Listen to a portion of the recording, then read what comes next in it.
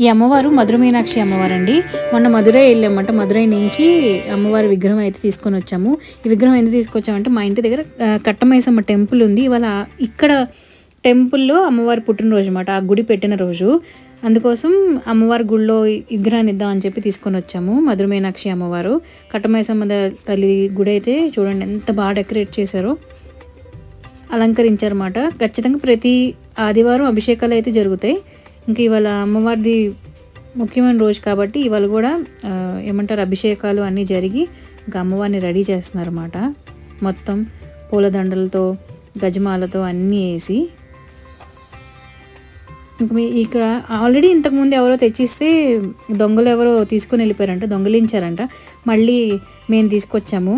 మరి ఈసారి ఏం చేస్తారో తెలియదు కానీ విగ్రహం అయితే అక్కడ అమ్మవారి పైన ఆ ర్యాక్లో అయితే పెట్టేశాము.